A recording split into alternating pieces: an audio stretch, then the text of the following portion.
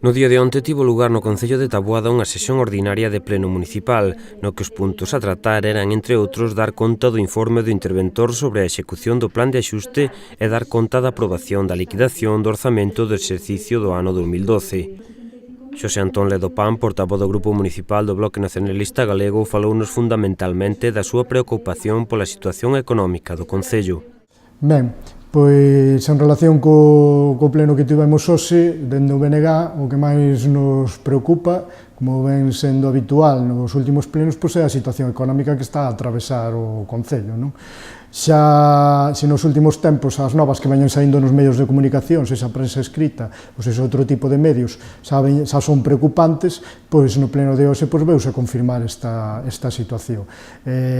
Hoxe deuse conta de varios informes por parte da Secretaría e da intervención do Concello, que o que veñen a confirmar é que de todo o que se planifica a nivel económico neste Concello, pois pasando os meses, pois non se cumple nada do acordado, non? Ledo destacou que non se cumpriu prácticamente ningún punto do plan de axuste e que se pretende facer pagar aos veciños pola falta de xestión do Concello, algo que veñen denunciando dende fai tempo. Entón, en relación co plan de axuste que hubo que aprobar o ano pasado por obriga do Goberno do Estado, para que puderan dar os cartos para pagar aos proveedores, pois hai que decir que dese plan de axuste prácticamente de 10 ou 12 medidas non se cumpliu ninguna, só se cumpliron unha ou dúas, non?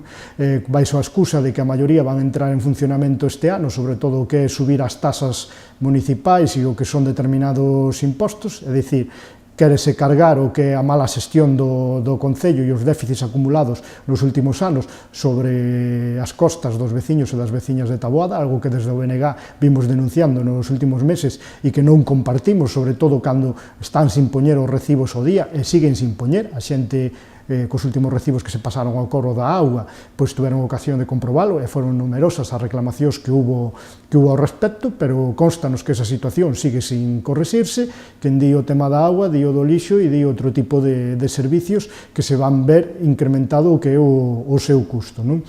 O portavoz do BNG criticou tamén que a economía do Concello está ás pensas da instalación do parque eólico, cando nin sequera isto conseguiría solucionar os problemas económicos do Concello. Entón, como dicía ao principio, faise un plan de axuste, pero ese plan de axuste ao final é papel mollado porque non se cumple. E todo está á expectativa, como se fora isto unha lotería, de que se instale o parque eólico no San Cristóbal ou de que non se instale, non? Que no mellor dos casos, no caso de que se instale, ni siquiera solucionaría o problema económico do Concello, sino que o único que serviría é para minimizalo, non?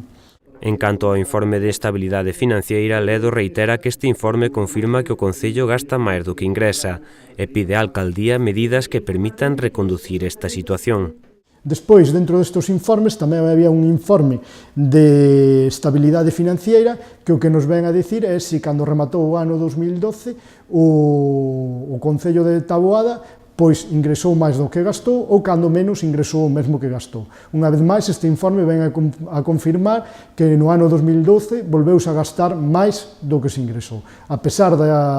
dos axustes que fixo a secretaria en base a diferentes normativas legais, ainda así, ao final, saiu unha cantidade negativa, non? Entón, amosamos a nosa preocupación por estes datos e o que seguimos reclamando para a equipa de goberno é que, tal e como teñen unhas adicacións parciais e están cobrando por exercer o goberno do Concello de Taboada, pois que eso se vese reflectido nunha mellora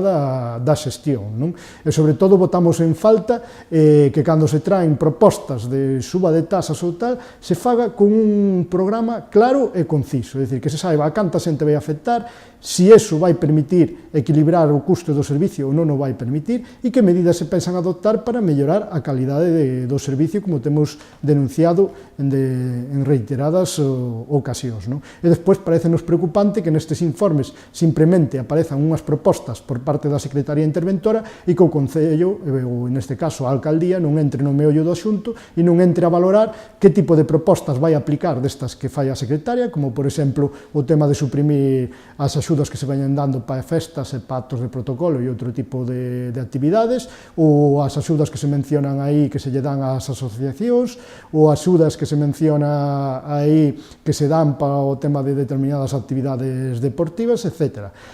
Parécenos algo frívolo que isto aparece un informe de intervención e de secretaría e que por parte da alcaldía non se dé ningunha explicación, nin pola alcaldía, nin pola responsable de finanzas do Concello dentro da equipa de goberno.